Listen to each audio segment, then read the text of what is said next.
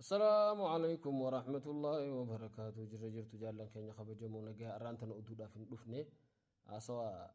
شيخ كينيا خنمينا لقي فردا. الله أكبر. أبو مالك أرجعتني إنتي وصلات ما تنجلا أما هذا الرجل. ولا كانوا. سبيانا أنا يجيك كذا أبو المقام ما تقولي أبو. إذا أني مالك أفودا تجاري سوري وانت كربلا تني. دون ما وابورني إذا مالك أفودا تني هجيساني تيجي. بل إذا أنتنا تقولي ساري تيجي. يو كلمة أنا مابورو بعدين مسافر ويا. مش أنت ما فاهمني يا تم فاهمني واني قلت إنني سالي خدمة أما بقولي أنا جاي إجابة أنا مي ورد الباس أنا بمريم تورا دوغا ولا كانوا باشا من البلامة كمان البلام أدمجي ألو كنا مريوانا كني جاس أدمجي كم يا كنا جتوا كنا ولا كانوا نندي تقواني جي جلا جالسة تقواني جي تكاي تيجي ولا ما ألو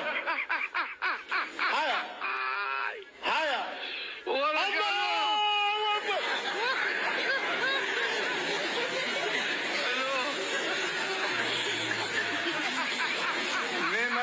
دوبا كذا وكانوا بني جسيج ركوان بفيتك وانا ولا كانوا الله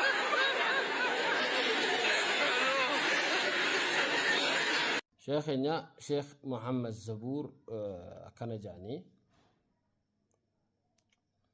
نوان قنا شيني أكنن جان جيت مفرد غافين كبا شيني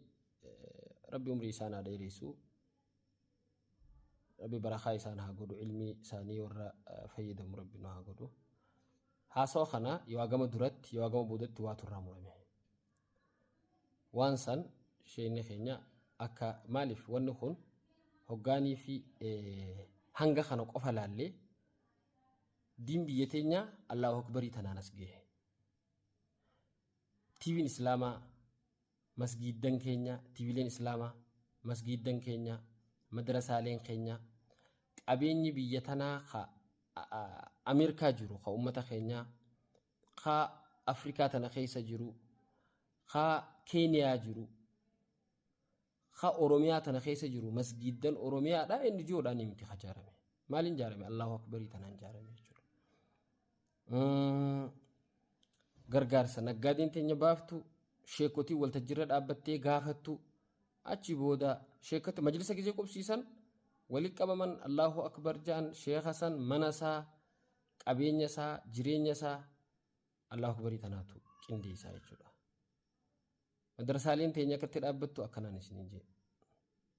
markazonni kenya katti dabbattu akana khanaf namonni wan khana godan enyu fada amma walta jirori dabbate gud ustaadanu ma fi shekoli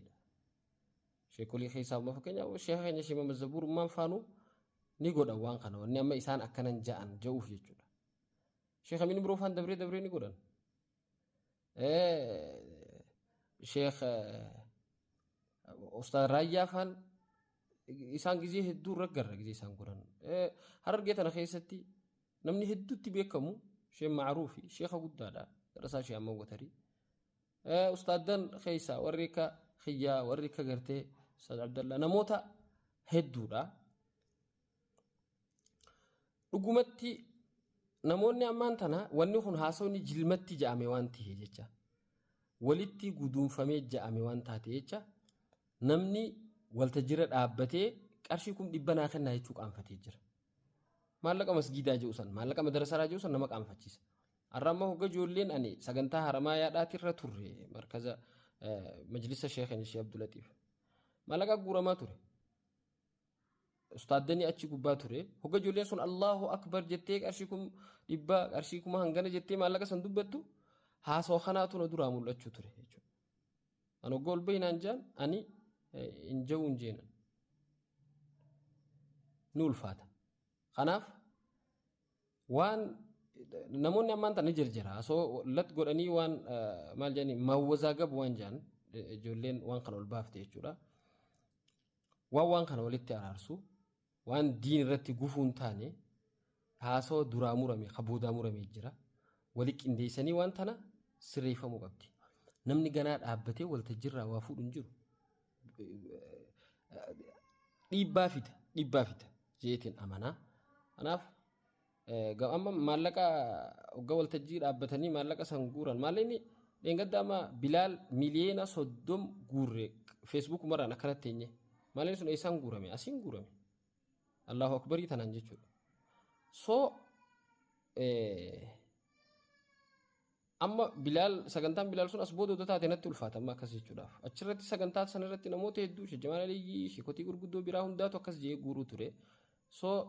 addaan hin baane wanni kun jilmatti waan ta'e jecha waan tana wal qabsiisanii akka hawaasaaf illee adda baatu akka naggaadummaa maallaqaa kan dusanuu sheekotumaa deebitee hin shakkine wanni tun odoonii fi addaan baatee tajettuun gaafii dhiyeeffachuu fedha. amma deebi'aan namni gizee waltajjiirraa dalagee maallaqa fudhachuu mirgani qabamoo hin qabu tajettu kaasuun barbaadu san sheekotiitu beekaa nuti ammoo warra dhaqee dalagee galullaay waa lama dhabuu hin qabnu jechuudha dheeynee nis yeroo itti murree dheeynee daleynee gallaa waan sanirraa deemamanii akkana agarree waan san kara biraa baree akkasii qalbii namaatiif bareedan ta'u tanaan jechuu fedhe inshaallah yaada gartee waluma qabsiisu goggoraa jechuu fedheetii miti waan takka ta duratti haftee jira abadan jechuudha kasi sheeyni ammaan waan jeef nin beeka habayaan suu jechuu fi waan san sheekha wajjiin haasu'ina hawaasa biratti immoo ija san ilaalutti hin jiru hawaasni namoonni tiktookar irraa useetuma akkana lat godhee hafarsullee ni jira warra ifiifuu akkasi guuruu tureetu wanta boroo kam jee waltajjira dhaabbatee wanna eenyutu beeka waastinaa kan qaba maallaqu madraka irra dhaabbatee akka inni maallaqu guuruu san odoo irraa qoddatiin deeme eenyu beeka maaliif addaan hin baane dubbii waan ta'e jecha nama laafaa miti kawaan kana jee immaas nama guddaa fi nama jabaa jee akkasii nagalatooma yaada kennadhaa mee isinillee waan kana irratti yaada naa kennadhaa inshaallah wabillahi tawfiiq wassalaamu alaikum warahmatullahi wabarakatuh